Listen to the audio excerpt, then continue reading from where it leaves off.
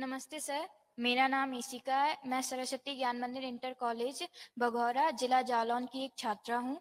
Sir, मेरा प्रश्न है कि भारत एक विकासशील देश है, परंतु इसे पूर्णतया विकसित होने के लिए यहाँ के नागरिकों को आर्थिक रूप से संपन्न होना चाहिए या उनमें एकता होनी चाहिए या फिर वो मानवीय रूप से पूर्णतया विकसित होने चाहिए। Thank you sir. इस्ता जी, आप जालौन से आई हैं।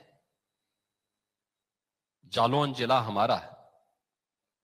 वहां पे हाथ से प्रिंटिंग का काम होता है और इसे हमने वन डिस्ट्रिक्ट वन प्रोडक्ट में भी रखा है। जालौन जिले के साथ साथ प्रदेश के सभी जनपदों को लेकर के हम लोगों ने एक अभिनव कार्य प्रारंभ किया था 2018 में।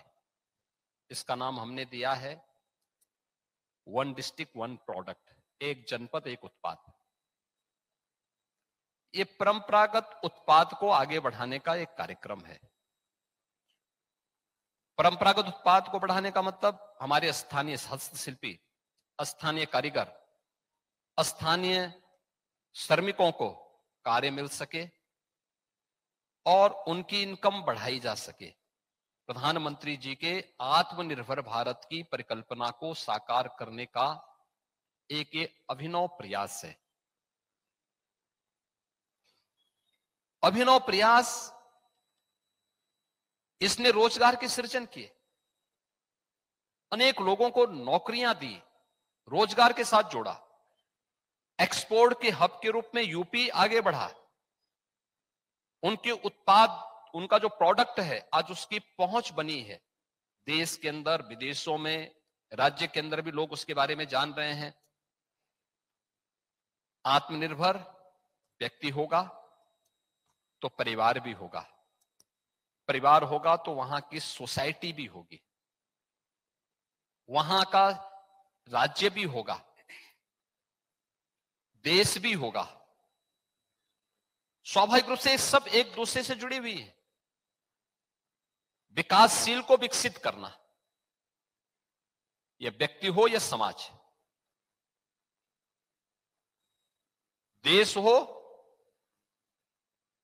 उसको विकास से विकसित की उस प्रक्रिया में शामिल करने के लिए ही एक सामूहिक प्रयास की आवश्यकता है। इसमें एकता भी महत्वपूर्ण है कि कोई हमें फूट डाल करके, क्योंकि अगर आप फूट डाल करके आपस में ही लड़ेंगे, कोई जाति के नाम पर, कोई क्षेत्र के नाम पर, कोई भाषा के नाम पर, तो हमारी आधी ऊर्जा तो लड़ने भिड़ने में ही समाप्त। इसलिए एकता भी आवश्यक है। दूसरा, टीम वर्क भी उतना ही महत्वपूर्ण है। व्यक्ति से महत्वपूर्ण एक टीम काम कर रही है, रिजल्ट टीम के माध्यम से आएगा। आप अपनी क्लास में मेरिट में स्थान प्राप्त करते हैं, ये मेरिट में जो स्थान आप प्राप्त कर रहे हैं, यह आपका परिश्रम है, लेकिन इसके पीछे एक टीम का योगदान है। आपके माता पिता का, आपके भाई बहन का, आपके स्कूल के प्रधानाचार्य और आपके शिक्षकों का, उस विद्यालय से जुड़े हुए कर्मचारियों का, जो प्रत्यक्ष और प्रत्यक्ष रूप से आपके इस पूरे कार्यक्रम के साथ जुड़े हुए, इस अभियान के साथ जुड़े, वो टीम इस अभियान के साथ जब जुड़ती है तब आपको सफलता प्राप्त होती है। अब उस टीम का उपयोग अपने लिए, अपनी सफलता के लिए हम कैसे लेते हैं, यह व्यक्ति पे निर्भर करता है। तो देश को विकासशील से विकसित देश बनाने के लिए एकता भी आवश्यक है और इस एकता के साथ साथ हमें व्यक्ति की, प्रति व्यक्ति आय को भी बढ़ाना पड़ेगा, उसकी इनकम को भी बढ़ाना पड़ेगा।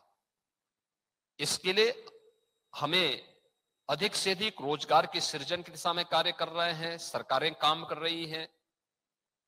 उनके लिए स्थानीय स्तर पर रोजगार का सृजन हो, निवेश हो, नौकरियां आए, रोजगार बढ़े, हर एक फील्ड में बढ़े। यह भी आत्मनिर्भरता के उसी लक्ष्य को प्राप्त करने के दिशा में किए जाने वाले प्रयास हैं। और जब ये प्रयास सामूहिक रूप से आगे बढ़ेंगे तो इसके परिणाम उतने ही सार्थक होते हुए दिखाई देंगे जो आज हम लोगों को देखने को मिलता है। याद करिए, जब मोदी जी ने सत्ता संभाली थी 2014 में, भारत दुनिया की 11वीं अर्थव्यवस्था थी। आज भारत दुनिया का 5वीं बड़ी अर्थव्यवस्था बन चुका है। भारत के लिए इससे बड़ी गौरव की बात क्या हो सकती है कि जिस इंग्लैंड ने भारत पर लगभग 200 वर्षों तक शासन किया, उस इंग्लैंड को पछाड़ करके भारत अपनी आजादी के अमृत महोत्सव वर्ष में,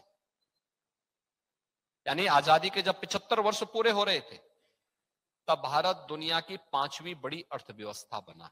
यह भारत के लिए सबसे बड़ी उपलब्धि है। और अभी आप देखना, मोदी जी के नेतृत्व में अगले 3 वर्ष के अंदर भारत दुनिया की 3री बड़ी अर्थव्यवस्था बनने जा रहा है। यानी भारत से बड़ी 2027 में केवल 2 अन्य देश होंगे जो अर्थव्यवस्था में भारत से मजबूत होंगे, और वह होगा एक अमेरिका, दूसरा चीन, और फिर भारत। और 2047 आते आते हम सब भारतीयों को इतनी मेहनत करनी है कि भारत दुनिया की सबसे बड़ी अर्थव्यवस्था बने। इसके लिए हमारा देश संपन्न हो, सुखी हो, समृद्ध हो। जब हम सभी एक साथ प्रयास करेंगे तो देश की समृद्धि के साथ परिवार की भी समृद्धि जुड़ जाएगी और व्यक्ति की भी समृद्धि जुड़ जाएगी। और ये मुझे लगता है कि दोनों एक साथ प्रारंभ होते हैं। उत्तर प्रदेश में भी ये स्थिति है। 2017 में जब हम लोग आए थे तो उत्तर प्रदेश देश की 6ठी अर्थव्यवस्था थी। आज उत्तर प्रदेश देश की 2री बड़ी अर्थव्यवस्था है। एक लंबी छलांग हमने लगाई है। देश के अंदर सबसे अच्छे विकास की दर को प्राप्त करने वाला राज्य है, प्रयास से, सामूहिक प्रयास से। और उस सामूहिक प्रयास के परिणाम सामने आने चाहिए। इसके लिए हम लोगों ने एक व्यवस्था प्रारंभ की। अब तक होता क्या था, देश के अंदर हम क्या कहते थे, नेशनल जीडीपी की बात करते थे। आज राज्य के अंदर भी हम लोगों ने इस बात को कहा, बहुत समय, लंबे समय तक ये चलता रहा कि हम राज्य के अंदर हमारी विकास की दर क्या है, यहां का विकास की दर को हम लोग उस रूप में आगे बढ़ाते थे। हम लोगों ने कहा नहीं, अब आप जिले को फोकस करिए। हर जिले के अंदर भी हम इस व्यवस्था को, उनके पास सोर्स ऑफ इनकम क्या है, वहां पे विकास की प्रक्रिया के साथ हम जोड़ रहे हैं, तो जिले के अंदर भी हम इन चीजों को टटोलने का काम कर रहे हैं। और इस प्रक्रिया को हमें छोटी से छोटी इकाई से लेकर के उस राज्य के अंदर प्रभावी ढंग से आगे बढ़ाने का काम करना होगा। तो व्यक्ति, समाज, इन सब का योगदान देश के अंदर होना चाहिए, लेकिन एकता का भाव हमारे मन में अवश्य होना चाहिए। क्योंकि कोई, दुनिया की कोई भी ताकत जो हमारी हितैषी नहीं, जो हमारी दुश्मन है, वे हमें फूट डालने का काम करेंगे। वे हमें जाति के नाम पर बांटेंगी, क्षेत्र के नाम पर बांटेंगी, भाषा के नाम पर बांटेंगी, तमाम वादों के आधार पर बांटने का काम करेंगे। इन सब से हट करके परिश्रम की पराकाष्ठा पर पहुंच करके हम सबको आगे बढ़ना होगा। और मुझे बहुत प्रसन्नता है कि ये मेधावी छात्र जिनका आज यहां सम्मान होने जा रहा है, ये सभी मेधावी छात्र उस परिश्रम की पराकाष्ठा के कुछ अनमोल रत्न आज यहां पर हैं, जिन्हें अमर उजाला परिवार सम्मानित करने जा रहा है। आप देखो, इनमें से पांच छात्रों को तो ई स्कूटी भी मिलने जा रहा है आज। आप देख लीजिए ना, सुबह के कार्यक्रम में हम लोगों ने देखा कि जिन्होंने मेरिट स्थान प्राप्त किया, 1 लाख रुपए, टैबलेट, ये सब उन्होंने देखा था। हम लोग जब बचपन में थे, हम लोग जब पढ़ते थे, ये टैबलेट और 1 लाख रुपए की कोई बात ही नहीं सोच सकता था। उस समय मोबाइल फोन भी नहीं थे, उस समय एक घड़ी की चर्चा भी नहीं हो पाती थी। और आज आप देखिए, एक छात्र मेरिट में स्थान प्राप्त कर रहा है तो टैबलेट भी मिल रहा है, उसको मेडल भी मिल रहा है, 1 लाख रुपए भी मिल रहे हैं, और हर प्रकार से उसे सम्मान भी प्राप्त होगा। ये सम्मान इसलिए है जिससे आगे और तेजी के साथ हम मेहनत कर सकें, इस सम्मान को बरकरार रखते हुए अगली मेरिट की तैयारी कर सकें। अगली मेरिट के लिए इससे अच्छी मेहनत कैसे हमें प्राप्त करना है, और ये तभी हो पाएगा जब हम अपनी कमियों को भी पहचाने। हताशा निराशा को जीवन में नहीं आने दे, कतई ना आने दे। मैंने जो पहले भी कहा कि अगर मार्ग में बाधा नहीं है तो मान के चलिए कि आपकी दिशा सही नहीं है, और सही दिशा तभी हो सकती है जब मार्ग में बाधा हो।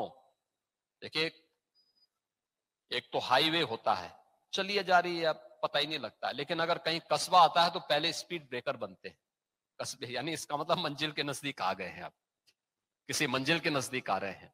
इसलिए इस दिशा में प्रयास किए जाने की आवश्यकता है।